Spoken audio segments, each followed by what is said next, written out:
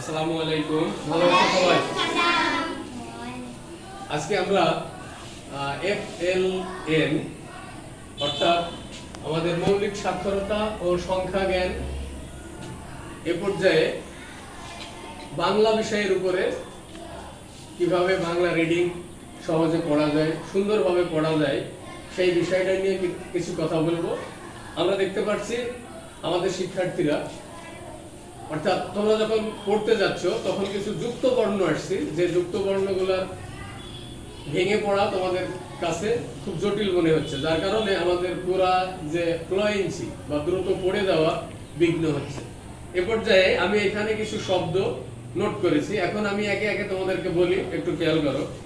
আমি প্রথমে বোর্ডে একটা শব্দ লিখি, সহজ একটা শব্দ। দেখো আমার এই লেখা শব্দটা দেখো। আচ্ছা বলো তো, আমি এই শব্দটা কি লিখলাম? নবান্ন। অর্থাৎ এখানে যুক্ত বর্ণ কোনটা? এইটা। অর্থাৎ এখানে কি আছে? এখানে দুইটা বর্ণ আছে, তো এটা সমান একটা দন্তন্য প্লাস দন্তন্য। আমরা যে যুক্ত বর্ণ বলি এইটাই, অর্থাৎ দুইটা বর্ণ কখনো তার অধিক হতে পারে যখন একসাথে হয়ে একটা অর্থ প্রকাশ করে, অর্থাৎ সৌন্দর্য বৃদ্ধি পায়। সেই যুক্ত বর্ণটা আমরা এখানে দেখলাম, নবান্ন। আচ্ছা এইভাবে আরেকটা দেখো, উত্তম। এখানে একটা বর্ণ আছে, দেখো এইটা। এটার অর্থ কি? দুইটা হবে, তয়ে তয়ে বলি আমরা। এছাড়া আছে স্কুল। দেখো খুবই সহজ,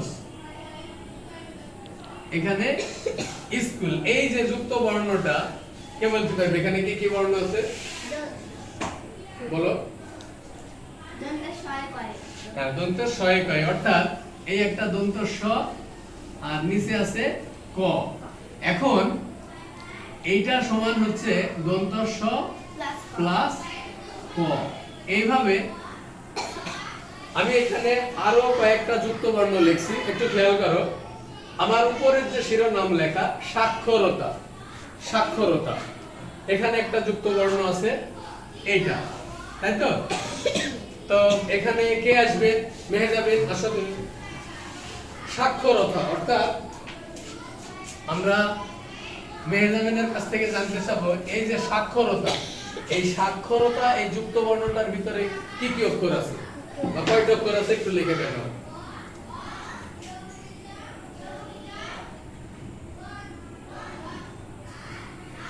ক প্লাস মূর্ধন্য ষ। সে কি সঠিক লিখছেন? অনেক ধন্যবাদ, যাও তোমার আসলে। আচ্ছা, সাক্ষরতা এই শব্দটা আছে শিক্ষক, পরীক্ষা, তাই না? ওইখানে এই এই সাক্ষরতা এই শব্দটা আছে, অর্থাৎ এইটা যুক্ত ভাঙলে হবে ক প্লাস মূর্ধন্য ষ। তো মেহজাবিন অনেক সুন্দর লিখেছে। এরপরে এইখানে আরেকটা আছে, পরদিনে এটা আ বয়সী মধ্যম শয়ে কয়ে আকার র। যদি এইভাবে বানান করে করে আমরা পড়তে পারতাম তাহলে খুব সহজেই আমরা রিডিং করতে পারবো, তাই না? এই জন্য প্রত্যেকটা বইয়ে, প্রত্যেকটা অধ্যায়ে বা ওই যে আমাদের এখানে যে বানান শেখার ধাপগুলো দেওয়া আছে, অক্ষরের সাথে সাথে যুক্ত বর্ণেরও চার্ট দেওয়া আছে, সেগুলো আমাদেরকে দেখতে হবে। এবং প্রত্যেকটা গল্প, কবিতা রিডিং দেওয়ার সময় সেই যুক্ত বর্ণগুলো আমাদেরকে ফাইন্ড আউট করতে হবে, অর্থাৎ আলাদা করে নিতে হবে এবং ওইটা ভেঙে দেখতে হবে যে ওর ভিতরে কি কি আছে। যাই হোক, এখানে আরেকটা আছে আবিষ্কার। সো এখানে আরেকজন আসো, এটা কে আসবে? আবিষ্কার। হ্যাঁ আসো, এসে আসো। আবিষ্কার, এইখানে যে যুক্ত বর্ণটা আছে এইটার ভিতরে কি কি আছে তুমি একটু লিখে দেখো, খেয়াল করো সবাই। আবিষ্কার, ওইখানে মুখে বলো মূর্ধন্য ষ প্লাস ক। আমারও সেই ক। অনেক সুন্দর হয়েছে, তাই না? সঠিক হয়েছে না? যাও তোমার শুনে এসার জন্য একটু হাততালি দাও। দেখো ও লিখছিল এই আবিষ্কার, আবিষ্কার, এখানে মূর্ধন্য ষ পরে আছে ক, এটা যুক্ত হয়ে দেখো সুন্দর হচ্ছে যে আবিষ্কার, অর্থাৎ মূর্ধন্য ষ প্লাস ক, আবিষ্কার। এইভাবে আরো একটা শব্দ আছে অটিস্টিক। অটিস্টিক, এখানে যে যুক্ত বর্ণটা এইটা, এটা আমরা আরেকজনকে যাচ্ছি ছেলেদের ভিতর থেকে, নিহাল বাবু আসো। অর্থাৎ এই যুক্ত বর্ণটা একটু ভেঙে দেখাও। এখানে লেখা আছে কি কি আছে, মুখে বলো।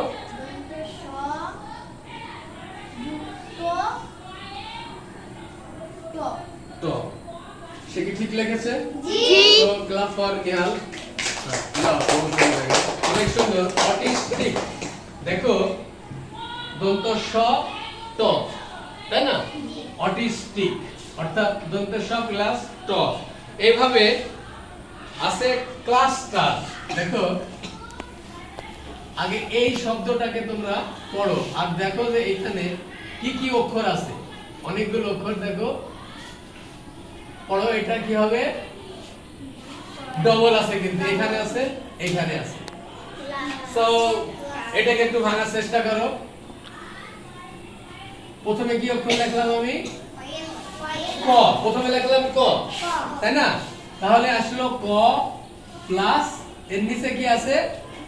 ল, অর্থাৎ ক প্লাস ল। অনেক সুন্দর।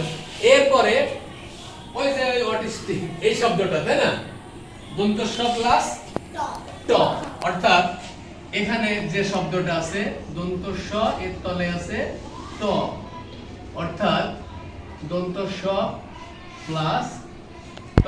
এটা খুব সহজেই যদি আমরা যুক্ত বর্ণগুলো প্রত্যেকটা অধ্যায় ভিত্তিক আমরা জেনে নিতে পারি, তাহলে আমাদের রিডিং পড়ার সময়তে স্লো হতে হবে না।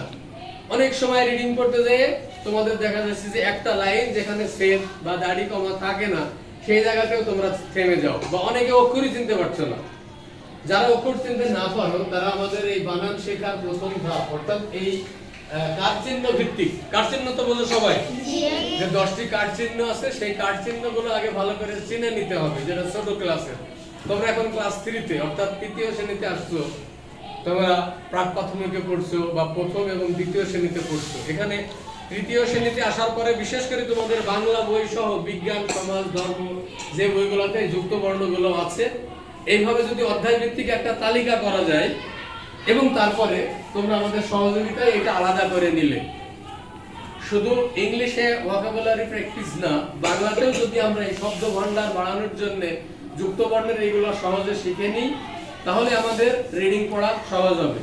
এবং এই রিডিং পড়া যখন তোমাদের সহজ হবে, তখন আমাদের যে জাতীয় প্রোগ্রাম মৌলিক সাক্ষরতা ও সংখ্যা জ্ঞান, এটা অন্তত বাংলা বিষয়ের ক্ষেত্রটা অনেক ডেভেলপ হবে। সো আমি আশা করব প্রত্যেকটা অধ্যায় থেকে তোমরা এই যুক্ত বর্ণগুলো আলাদা করে নেবে এবং ক্লাসের শুরুতে আমাদেরকে বলবে, অর্থাৎ শিক্ষকদেরকে বলবে যে এই যুক্ত বর্ণগুলো একটু কাইন্ডলি ভেঙে বোর্ডে দেখানোর জন্য। তাহলে আমি যেভাবে দেখাই দিলাম বা আগের ক্লাসে আমি দেখাইছি, সেইভাবে যখন তোমরা সহজ করে লিখে নিবা, পরে প্র্যাকটিস হয়ে যাবে। এভাবে আমরা কয়েকটা শব্দ প্র্যাকটিস করলাম। প্রত্যেকটা ক্লাসে যদি আমরা এইভাবে আমাদের যুক্ত বর্ণগুলো প্র্যাকটিস করি, তাহলে আমাদের রিডিং পড়া বাড়বে না। শুধুমাত্র বাংলাটা বাদ, ইংলিশটা বাদ থাক, বাকিটা বাংলা, গণিত, সমাজ, বিজ্ঞান এবং ধর্ম সবটাই তো বাংলা রিডিং, তাই না? তাহলে একটা বিষয়ে যদি আমরা কষ্ট করে একটু পড়ি, তাহলে আমাদের যে জাতীয় প্রোগ্রাম, জাতীয় পর্যায়ে অনেক উন্নতি হবে। উন্নতি হবে আমার স্কুল, তোমরা ব্যক্তিগত জীবনে যে কোনো বিষয় বাংলাতে নিজের মাতৃভাষায় সুন্দর করে পড়তে পারবো। সো আমরা এখন থেকে যুক্ত বর্ণগুলো অধ্যায় ভিত্তিক ভেঙে নেব এবং বেশি বেশি করে রিডিং করব। ঠিক আছে? আগামী ক্লাসে আবার কথা হবে। আল্লাহ হাফেজ। ধন্যবাদ সবাইকে।